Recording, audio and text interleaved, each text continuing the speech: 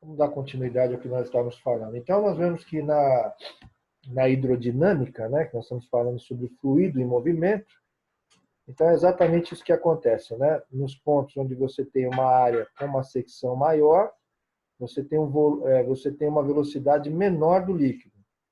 A velocidade menor e a área maior proporciona uma pressão menor, tá? Aí você tem um estreitamento da área, a seção menor, certo? Com a seção menor, você tem uma velocidade do líquido maior. Tendo uma velocidade maior, você vai ter uma pressão menor, tá? Nós pegamos um exemplo de tubo de Venturi, justamente quando você está numa aeronave, né? A aeronave lá no alto, ela é pressurizada. Por quê? Porque a pressão atmosférica na altitude ela é bem menor, né? Então, se você, por exemplo, fizer algum furo na fuselagem, praticamente a pessoa é succionada para fora, porque ela sai de uma pressão maior para uma pressão menor. Aí nós demos aquele exemplo também do canudinho, né? Quando você está tomando um refrigerante, aí você começa a succionar. O que acontece? A pressão dentro da sua boca é menor do que do refrigerante, entendeu? Então, o líquido ele tem de sair da garrafa de refrigerante para ir para a sua boca. Então, esse processo de sucção é justamente quando a pressão ela se torna menor, tá? Então, a pressão na boca é menor do que a pressão na garrafa, no líquido, certo? Então, esse é o princípio de Venturi, né? Então, guardem isso daí, tentem decorar isso daí, tá? Só para vocês não terem problema na hora da prova, ok? Mas aí você tem as figuras elas já mostram muitas coisas, né?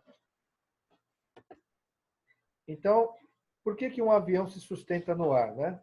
Foi aquilo que eu expliquei. Para poder entender o avião, a gente tem que entender o fluxo de ar, né? O mesmo princípio de Bernoulli que é utilizado no fluido, ele é utilizado também nos gases, né? Ou no ar. Então, o que ele fala? Né? Que justamente sobre o formato da asa, né? As correntes, as linhas de correntes na parte de cima, elas são linhas mais próximas, né? Então, são linhas mais próximas e a velocidade do ar se torna maior, tá? Então, na parte de cima, a velocidade do ar se tornando maior, a pressão é menor. E na parte de baixo, a velocidade do ar se tornando menor, né? Porque as curvas elas são um pouco mais distantes, né? As linhas de corrente são mais distantes, então a velocidade é menor. A velocidade sendo menor na parte de baixo da asa, a pressão é maior. Então, o que faz com que o avião se sustente no ar é justamente isso, né? Você tem uma pressão debaixo da asa maior do que a pressão em cima da asa, ok? Vemos aí o exemplo.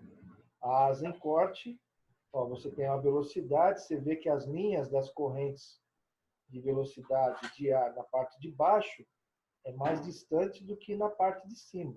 Você vê que as linhas de corrente de ar na parte de cima elas são mais próximas, ou seja, a velocidade de ar é maior do que na parte de baixo. Velocidade de ar sendo maior na parte de cima, a pressão é menor. A velocidade sendo menor na parte de baixo, a pressão é maior. Então, o que acontece? Essa pressão maior, ela faz embaixo, ela faz com que o avião se sustente no ar, tá certo? Ó, aqui nós temos todo o esquema da asa do avião, tem um bordo de ataque, bordo de fuga, tá? Então, esse formato proporciona essa sustentação da aeronave no alto. Beleza?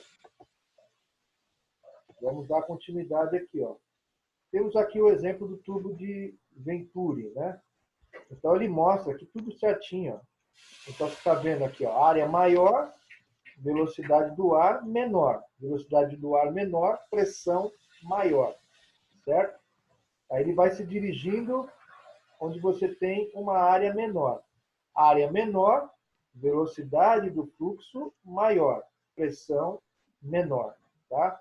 Então, essa parte aqui, ó, ela ilustra bem como é que funciona a velocidade, pressão e tamanho da área, tá certo? Então, exatamente. Então, aqui ele faz eu faço um resumo, né? Na região do conduto em que a área transversal é menor, a velocidade é maior, a pressão é menor. E na parte onde o conduto é maior, velocidade menor, pressão é maior. Certo? Tranquilo até aqui? Vamos em frente, que atrás vem gente. Aí nós temos aqui o exercício, as máquinas, né? Então, máquinas geral, né? As máquinas em geral, vulgarmente uma máquina é imaginada como um dispositivo complexo, né? Então, temos que tipos de máquina? Para que servem as máquinas? As máquinas, normalmente, elas servem para poder ou transferir força de um lugar para outro, ou serve para multiplicar as forças, certo? Então, para isso que servem as máquinas. Elas têm um objetivo de realizar algum trabalho, né? Na época da Revolução Industrial, por exemplo, nós tínhamos muito as máquinas a vapor, né? Na indústria na indústria têxtil, né? Nós tínhamos as máquinas a vapor, os trens da época eram a vapor. A vapor por quê? Eles funcionavam à base de carvão, né? Você colocava o carvão para queimar e aquele vapor, né? Aquele vapor proporcionado da queima do carvão, ele servia para produzir algum tipo de energia, multiplicar uma força, fazer algum movimento, alguma coisa nesse sentido, certo? Até hoje, alguns países mais isolados aí, Mongólia, por exemplo, toda a parte de energia deles é à base de carvão. Tanto é que é uma poluição danada para aqueles lados lá, né? Porque muita parte da energia das indústrias, tudo, é à base de carvão, né? A nossa indústria aqui, ela funciona à base de quê? De energia elétrica, né? Como é que você produz essa energia elétrica? Através das hidroelétricas, né? Através das cataratas, através das quedas d'água. Então, as quedas d'água, elas produzem movimento naqueles dínamos, né? Os reatores eles se movimentam e produzem a energia elétrica, né? Através de um campo magnético, né? Através do ímã. Então, aquilo vai se movimentando e forma um campo magnético. Esse campo magnético enorme ele vai passando por subestações, vai transformando a energia que vem com toda a força de lá da usina hidrelétrica e vai passando por transformadores até chegar à nossa energia que nós temos aqui, certo? Então, na realidade, as máquinas ela têm essa função, ou transferir movimento, ou aumentar a força do movimento, né? Então, ela tem alguns desses objetivos. Tá? Nós temos aí o exemplo do gerador elétrico, temos o exemplo das engrenagens. Tá? Para que serve a engrenagem? Para transferir movimento. Ou ele aumenta a velocidade e diminui o torque, ou ele diminui a velocidade e aumenta a força, aumenta o torque. Tá? Então, a engrenagem ela serve para isso. Então, se você tem uma caixa de câmbio no automóvel, é justamente para isso. Né? Você engata a terceira, quarta marcha, você desenvolve no carro uma maior velocidade, certo? As engrenagens menores. Quando você tem as engrenagens maiores, por exemplo, você pegar uma subida, tem que reduzir a marcha para a segunda, para a primeira, para poder subir. Porque o que acontece? Se eu colocar em quarta marcha, com uma engrenagem pequena, eu não vou conseguir subir. Tem que pegar uma engrenagem maior para poder realizar uma força maior. Tá certo? Aí nós temos o exemplo das polias. Tá? A intenção da polia é o quê? É diminuir a força que você exerce para poder carregar um peso maior. Está vendo aí? Então, é uma máquina utilizada justamente com esse objetivo. Né? A forma mais simples que nós vemos é justamente quando o pessoal lá, vamos encher uma laje de uma casa. O cara vai pegar uma lata de concreto, ele não vai ficar puxando na vertical, né? Ele pega essa lata de concreto e, através de uma polia, ele consegue puxar essa lata de concreto. Por quê? Porque a tração, em cada corda, ele diminui, ele divide-se em duas, certo? Vamos lá. Continuando os nossos estudos. Nós temos a alavanca, que era a máquina mais rudimentar e mais simples, né? O sistema de alavanca, que é uma gangorra praticamente, né? Para você poder exercer uma força, uma pequena força, você exercer uma força maior, né? Nós temos aí as três partes básicas que nós aprendemos, né? A F, que é a força de apoio, né? A força de apoio é a do meio aqui, ó, o meu cursor aqui, ó, é a força de apoio, certo? Nós temos a força potente ou de esforço, que é a força do camarada aqui, do homem, certo? É a força E, tá?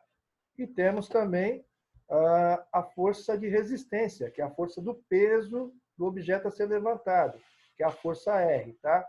Então, ponto de apoio, força F, força potente ou de esforço é a força E, e a força R, que é a força de resistência, que é o peso na ponta da gangorra, certo?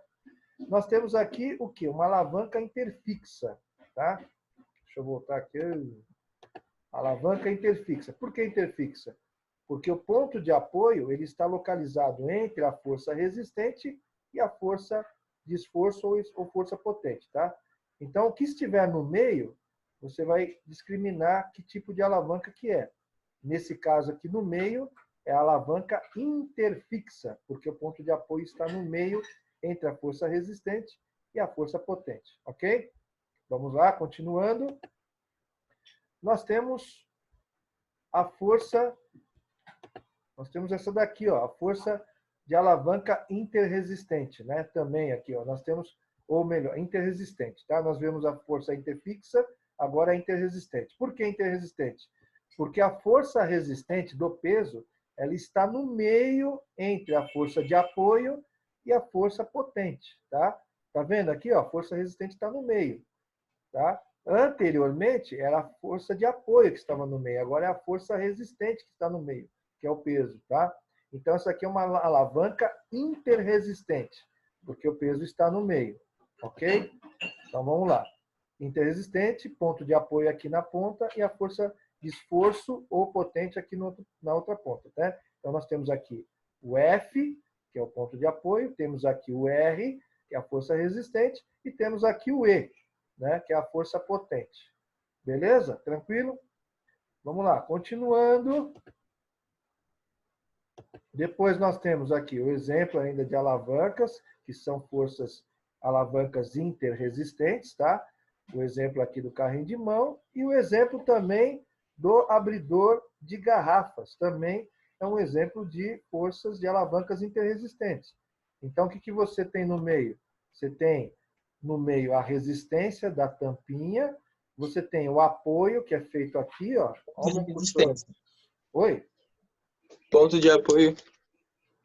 Na alavanca, o ponto de apoio é aqui, ó, na ponta da tampinha da garrafa aqui, certo? A força de resistência é no meio, é o que está provocando essa resistência aqui para ele levantar. E a força potente é a força que eu exerço aqui, ó, bem na ponta, no M aqui, ó, tá? Então aqui é a força de resistência, é a força potente ou de esforço. No meio é a força A da mão, né? Oi? Pode falar. A força usada na mão, né? Isso, a força usada na mão é a força potente ou de esforço, tá? A do meio é a força resistente, que é o abridor que precisa ser levantado, e na outra ponta aqui é a força de apoio, no caso desse abridor, tá? Então são dois exemplos de forças alavancas interresistentes, beleza? Vamos continuando aqui, ó. Temos aqui dois exemplos de alavancas interpotentes. Por que interpotentes? Porque a força potente ou de esforço ela está no meio, tá? Nós temos esse exemplo aqui do cara fazendo exercício físico, né? Então ele está levantando um peso, tá? Então você tem a força de resistência, que é esse peso. No meio você vai ter a força potente, que é o esforço que ele faz para poder melhorar essa parte da musculatura, certo? E temos aqui também a força de apoio. O apoio é o cotovelo dele, né? Que é onde ele mantém para fazer o braço, para fazer aquela inclinação de 90 graus, né? E depois ir levantando o peso. A força interpotente, ela tem uma característica diferente das outras forças. Por quê? Porque as outras forças de alavanca, tá? Ela tem um objetivo de facilitar a sua vida, né? Você, com o mínimo de força, você pode levantar, você vencer aquele peso que é um peso maior, tá? No caso da interpotente, ela é diferente a característica, por quê? Porque ela visa, não é isso, ela visa melhorar o desempenho, tá? Melhorar o desempenho. Você melhora o quê? A velocidade, você melhora a sua força física, tá? É o exemplo, por exemplo, dos jogadores de vôlei, quando eles fazem treinamento para poder alcançar uma impulsão maior, eles utilizam, na hora do jogo, 2 pesos, um em cada perna. Então, o que acontece? Eles vão pulando, pulando, pulando, para poder melhorar a musculatura. Quando ele tira aquele peso, ele vai dar um salto, ele dá um salto lá em cima, né? Então, é a melhora de desempenho, tá? No caso dessa alavanca interpotente, ok? Vamos lá, continuando. Que maravilha, né? Nós estamos aqui quase que terminando. Como é que eu calculo isso daqui, gente? Vamos lá. Vemos um probleminha aí, né? Então, observamos, vamos ler o que foi relatado antes. Observamos que o cotovelo, no caso lá daquela força interpotente, ele é o ponto de apoio, certo? Os bíceps, tá? Os quais estão no antebraço, certo? Abaixo do cotovelo, aplicam o esforço, certo? Enquanto a mão é a resistência, tá? Então, as alavancas desse tipo podem ser usadas para dar velocidade ao invés de mover cargas pesadas, tá? Então, ele melhora o desempenho, ok? Vamos lá, um probleminha. Sem doer a força de esforço, o que é a força de esforço? Lembra? O que é a força de esforço? É a força realizada por quem? Pelo homem. Pelo homem, né? A força potente ou força de esforço, certo? Então, a força de Pelo esforço... levantamento, né? Certo? Oi? Vamos lá. Força Pelo de... levantamento do homem. Isso, é o que o homem levanta, certo? Aí nós temos a força E, que é a força de esforço ou força potente, e R, a força de resistência, tá? O que é a força de resistência? É o peso. É o peso. No caso aqui, você olhando, ela é uma alavanca o quê? Interfixa, interpotente ou interresistente? Estou fazendo a pergunta para vocês. É uma alavanca... Hã? Interresistente. Resistente, porque na realidade o peso ele está no meio. Ó. Olha o meu cursor aqui. Ó. O peso está no meio entre a força de apoio, que é F, e a força de esforço, ou força potente, que é o E. Tá certo? Então, como é que eu calculo isso daqui? Eu quero saber... Ó, o problema está me pedindo o seguinte: determine o tipo de alavanca e a vantagem mecânica. Tá? Então, qual é o tipo de alavanca? Alavanca interresistente. Até aí você respondeu. Agora eu quero saber o tipo de alavanca e a vantagem mecânica. Ó, eu tenho o A, a distância A, que é igual a 0,4 metros, certo? Eu tenho a distância B, tá? Que é igual a 1,2, e tenho o peso R, né? Que é o peso na parte do meio aqui, que é de 240 newtons, tá? Eu tenho que calcular o esforço que eu vou fazer aqui para poder levantar isso daqui. Tá? Então, como é que eu calculo? Sempre vocês têm que ter em mente, quando eu faço cálculos com alavanca, eu tenho que pegar como referência o meu ponto de apoio, tá, gente? Então, se você for aplicar a fórmula aqui, como é que eu calculo? Eu coloquei a fórmula que é R vezes A igual a E vezes B, tá? Por que é feito assim? Porque eu tenho que multiplicar o quê? Eu tenho que multiplicar a força de resistência nesse caso e multiplicar pela distância até o ponto de apoio, certo? Eu pego como referência o ponto de apoio, tá? Então, primeira parte da equação, primeiro membro, seria a força de resistência vezes a distância da força de resistência até o apoio, certo? Referência ao apoio. Depois, é igual ao quê? Igual à força de esforço, que é a minha força potente, vezes a distância da força de esforço até a ponto de apoio, tá? Que é o vezes o B, tá certo? Então, aí fica fácil para você calcular. O R eu tenho, qual que é o valor de R? 240, certo? 240 vezes o A. Qual que é o valor de A? A distância aqui, 0,4. Então, eu faço 240 vezes A, que dá quanto? 240 vezes 0,4, certo? 240 vezes 0,4 vai dar 96 newtons, certo? Aí eu preciso calcular o E. O E eu não tenho. O B eu tenho. Qual que é o valor de B? 1,2 aqui, ó. Qual que é meu cursor? 1,2. Então, o que eu vou fazer? Esse B não está multiplicando? Passa dividindo. Então, na realidade, vai ficar... Opa, saindo os foras aqui. Vamos lá. Então, vai ficar 96 dividido por 1,2, certo? Que vai dar igual a 80 newtons. Ou seja, isso daqui me facilitou a vida. Eu preciso de um esforço de 80 newtons para poder levantar esse peso aqui de 240. Ok? Então, você aplica essa fórmula aqui. Por quê? Porque eu peguei como referência o ponto de apoio. E em alavanca é sempre assim. Você pega como referência o ponto de apoio e faz a multiplicação entre a força e a distância até o ponto de apoio. Tanto para a resistência como para a força de esforço, tá? Ou força potente. Ok? Seguindo os nossos estudos aqui. Temos aqui um outro exemplo aqui, ó, de força E, né? Então, sendo E a força, o cara está aplicando com o dedo. Esse cara é forte, hein? Para levantar esse peso aqui, ó. Sendo E a força de esforço ou força potente, e R a força de resistência, que é esse peso que vai na ponta aqui, determine o tipo de alavanca e a vantagem mecânica. Qual é o tipo de alavanca desse probleminha aí? Estou perguntando para vocês aí, qual que é o tipo de alavanca? É uma alavanca o quê? Interpotente? Interresistente? Ou interfixa? Interfixa. Interfixa, certo? Por quê? Porque o apoio ele vai no meio, né?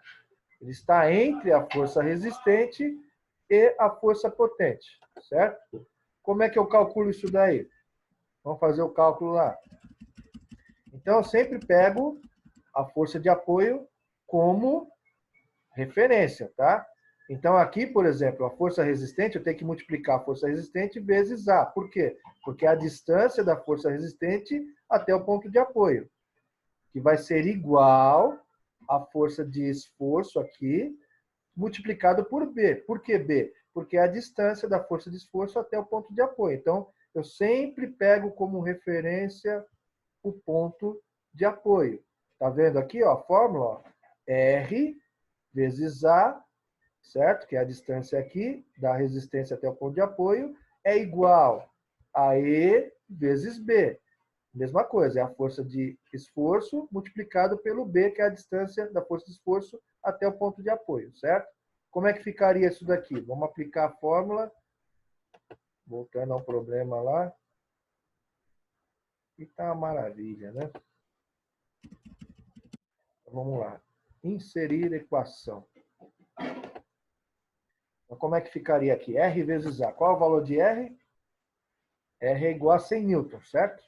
Então, pega aqui, ó, 100 newtons vezes... Qual o valor de A? 0,5. Certo? Coloca aqui, ó, 0,5. Que é igual a... Valor de E, qual que é? Eu não tenho. Preciso calcular, certo? Vezes... Valor de B, qual que é? 100 metros. A distância do esforço até o ponto de apoio. Vezes 1, certo? E vezes 1 é fácil matar, né? É E, certo? Então, E vai ser igual a quanto? 100 vezes 0,5, certo? Quanto que é 100 vezes 0,5? Vai dar quanto? 50, né? 50 newtons. Tá? É isso? 50 newtons. Você está vendo aí? Com um esforço de 50 newtons, eu consigo levantar um peso de 100 newtons, tá? Alguns problemas, um problema que eu coloquei lá, ele vai estar em quilos, tá? Se tiver a massa em quilos, você tem que transformar para newtons. Como é que eu transformo para newtons? É só multiplicar, né?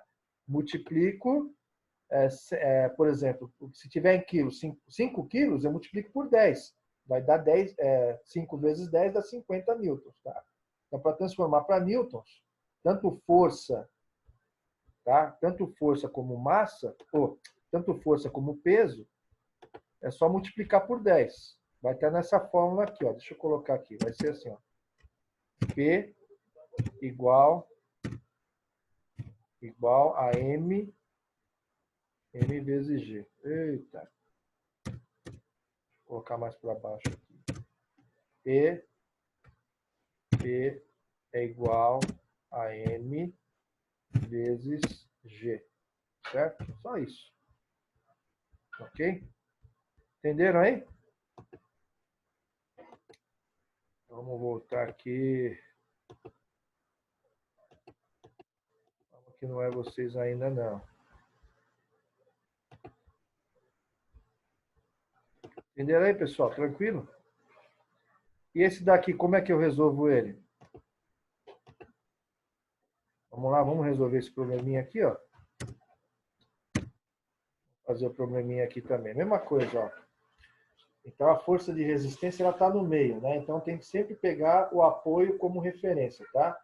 Então, como é que eu calculo? Eu faço R vezes A, vezes essa distância aqui, da força de resistência até a força de apoio, igual a força de esforço vezes a distância da força de esforço até o apoio, tá? Que é o que eu fiz aqui, ó.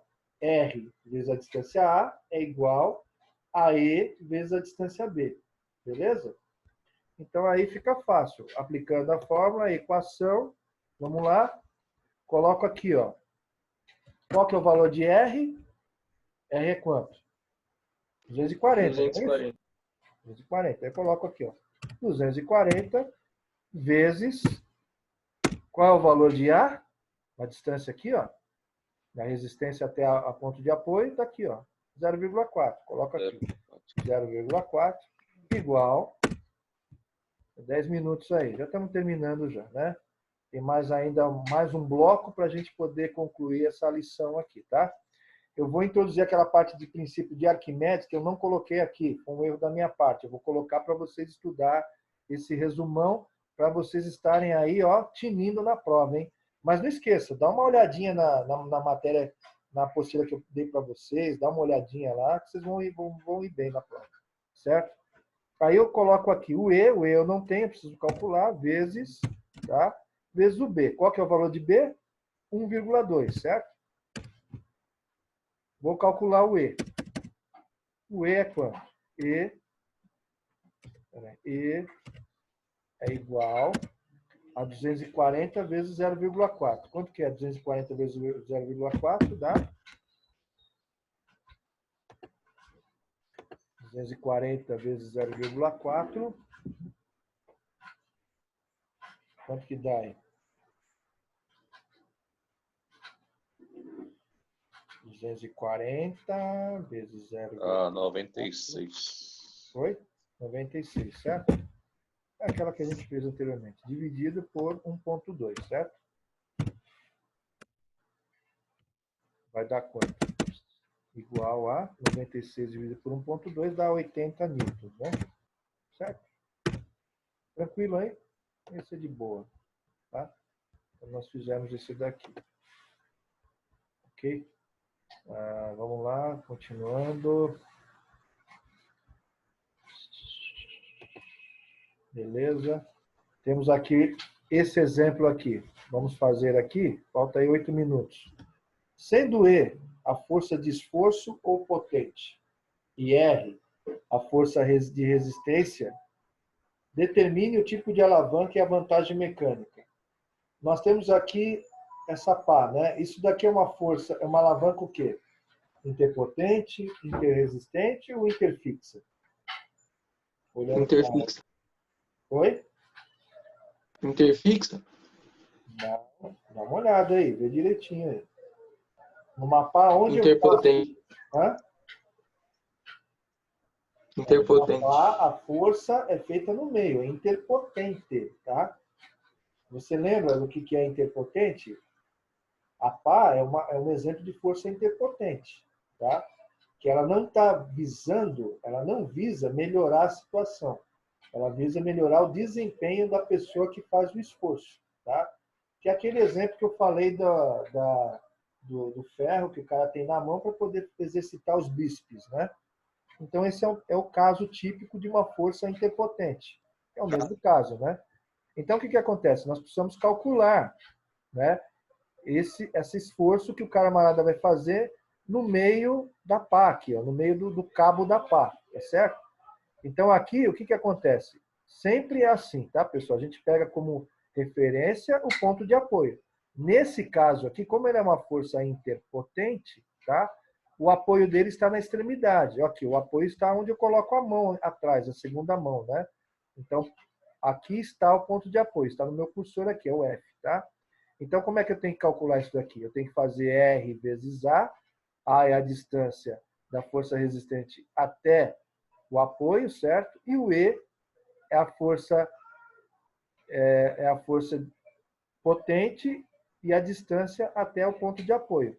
Sempre o ponto de apoio, no caso, é a referência para poder calcular isso daí, tá? Então, ficou aqui, ó, R vezes A é igual a E vezes B, tá? Então, vamos lá.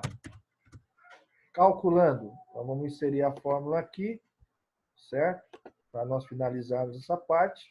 Então, vou fazer o seguinte, R vezes A, certo? Qual que é o valor de R? R é igual a 50 newtons, certo? Então, vamos lá, 50 vezes o A. Qual que é o valor de A? O A é a distância até o ponto de apoio, né? Que é igual a 1,2. Então, 50 vezes 1,2 é igual, tá? Aí você faz aqui, ó. É igual a força de esforço vezes o B. Qual que é o valor da força de esforço? Eu tenho aqui? Não, não tenho, né? Então, eu preciso calcular. O E vezes o B. O B eu tenho. O B é 0,9, tá? 0,9. Então, como é que fica esses cálculos aqui? Então, fica 50 vezes 1,2 dá quanto? 50 vezes 1,2 dá 60, não é isso? É isso mesmo, 60 dividido por 0,9. Então, vamos lá, vou colocar aqui na fórmula 60 dividido por 0,9, ok? Vou ter que dar essa força aqui, ó, 60 dividido por 0,9 dá quanto? 6,6. Dá quanto? Dá 66,67, né? Arredondando aí. 66,67 o quê? Newtons, certo? Então, a força de esforço a ele é maior do que a força do peso, né? Então, você tem que fazer uma força visando o seu desempenho, tá? Então, é basicamente isso daí, ok? Então, vocês entenderam o cálculo, né? Eu sempre coloco o cálculo, a referência que eu tenho que ter da distância é sempre em relação ao ponto de apoio. Vocês precisam decorar isso, tentar entender isso, né? Quando ela é uma força interfixa, quando ela é uma força interresistente, quando ela é uma força interpotente, ok? Então, basicamente, é isso daí, tá? Vamos dar continuidade aqui, pessoal? Só para a gente... Faltam 3 minutos ainda, né?